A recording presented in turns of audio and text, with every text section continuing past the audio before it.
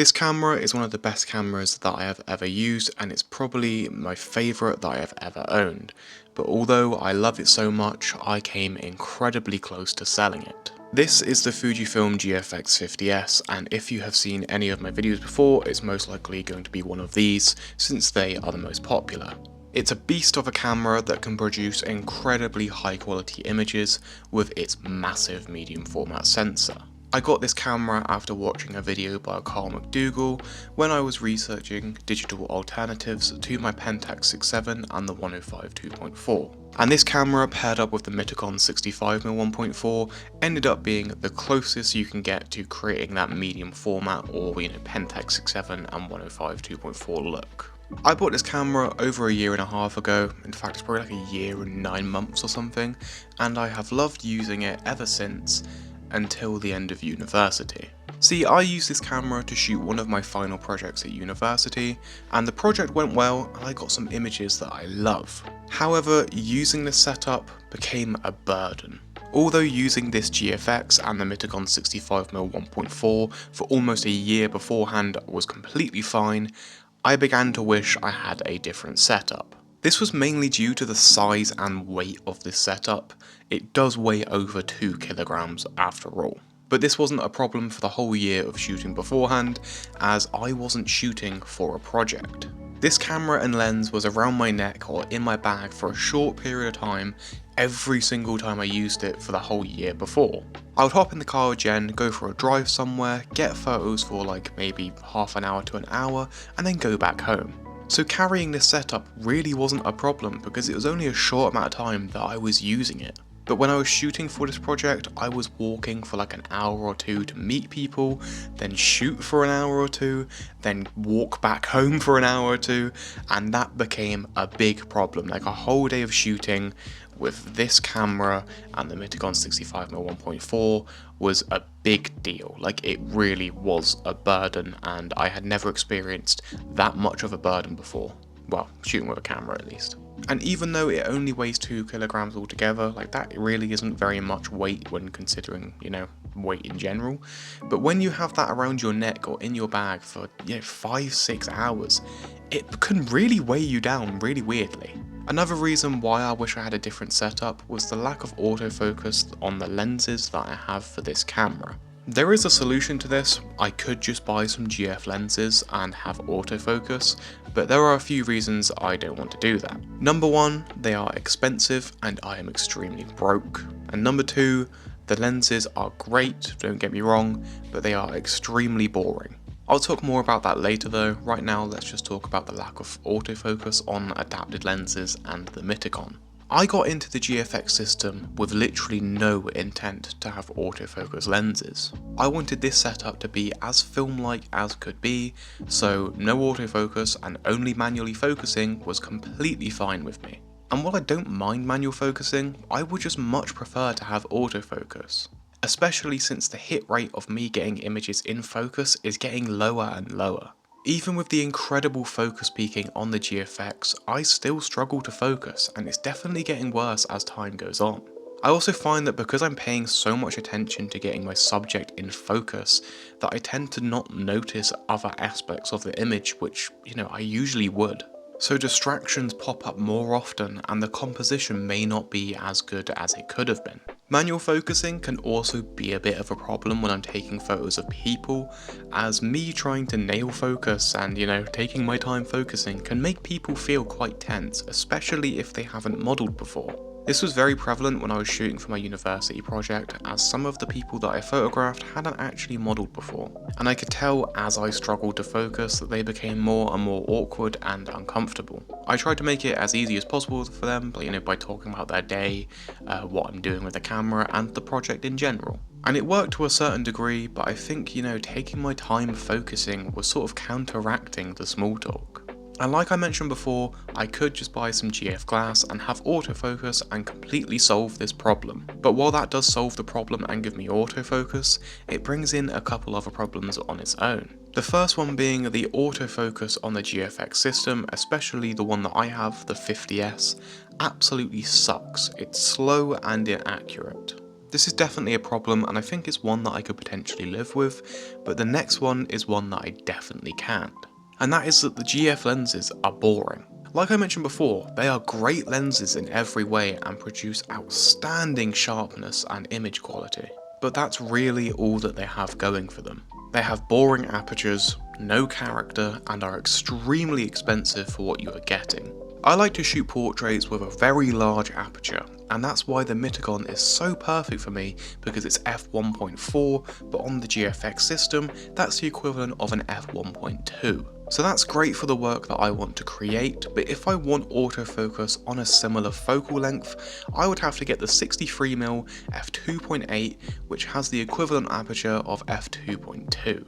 And most of the GF lenses don't go below f2.8, with the exception of a few that go to f2 and f1.7. But those lenses are incredibly expensive, and on a couple of them, I think that the focal length is way too tight. The GF lenses are also so perfect in every way that when you take a photo of something, it is a perfect rendition of that scene, and while I think that is great for a lot of people, it's not great for me. I like my images to look like something that I have created, rather than a perfect rendition of, real life.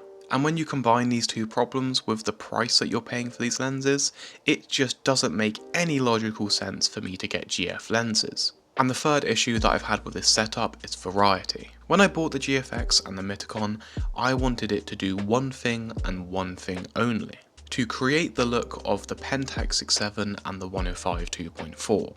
And it's the perfect digital camera to do that, it's just absolutely spot on. But that's all it's really got going for it, for me at least. The setup that I have, the GFX and the Mitakon, is really just a one-trick pony. And that wouldn't be an issue if that's all I wanted to do, and it hasn't been an issue because that is all I've wanted to do for the most part.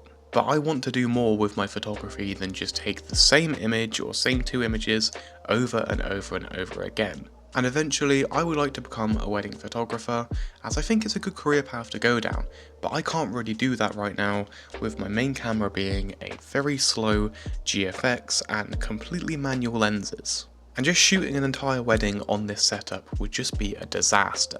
I have also been asked to do fashion and product shoots for multiple different companies, but I haven't felt comfortable saying yes, because this camera and this setup that I've got is really only good for one thing. Like, yes, I could technically do it, it is doable, but it would be a lot more difficult than if I had the right setup. But I wouldn't have many images to give to clients, as they would all look very similar. In fact, I know this is the case because I have actually used this setup before with a client, and I only gave them like 40 to 50 photos, and they were completely happy with them. They were like, that's a completely fine amount and I'm happy with them, but deep down I wasn't happy because I wanted to give them like 70 to 80, but a lot of them just looked like the exact same image, just copy and pasted, because this just tends to create the same image over and over again. Don't get me wrong, I love this setup, but it's really only good at one thing, unless you're a masochist and you want to put yourself through some extremely difficult challenges to use this setup for a variety of different shoots. This problem could lead to people asking why I don't use my X-T4 for these shoots, and I could definitely do that. But with the crop sensor, the X-T4's mediocre lenses, and the OK autofocus, I wouldn't feel very confident getting the look that I want with my images.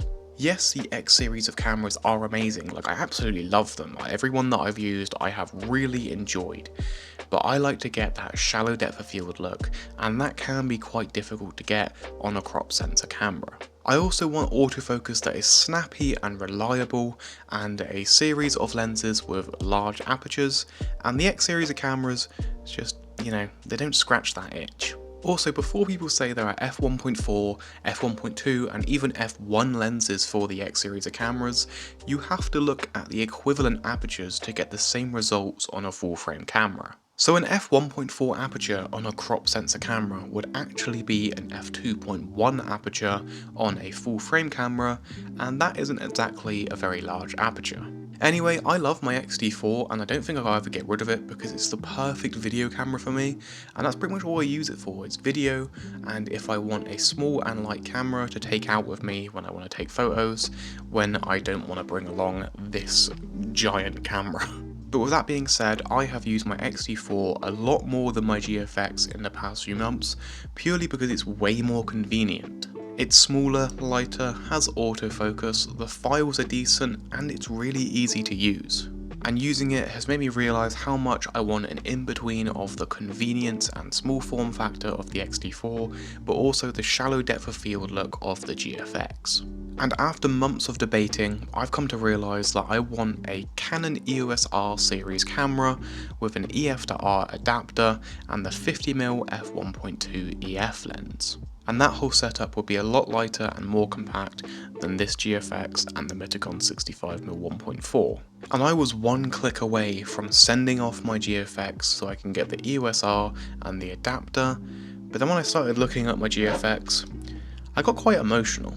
I was so excited to get this camera, and I was obsessively watching videos about this camera and the Mitakon 65 1.4. It was an extremely big and really stupid purchase as it left me with no money, but I didn't care because I was so happy about having it. I've used it mostly regularly for a year and a half, and I have absolutely loved almost every image that I have taken with it.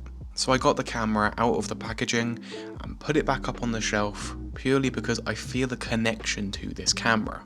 There is no logic behind me keeping this camera. It's inconvenient, slow, heavy, and a pain in the ass to use. And because I feel connected to this camera, I just can't let it go. I want to, but I just can't. I feel like I would regret selling it, like the way I regretted selling my X Pro 3. In fact, I feel like it would be exactly like my X Pro 3. Selling it has been beneficial in many ways, but there's just a part of me that regrets selling it, and I still want one now. And that's why I'm in such a predicament. I don't use this camera anywhere near as much anymore, and I don't really enjoy using it that much anymore because it's become such a burden.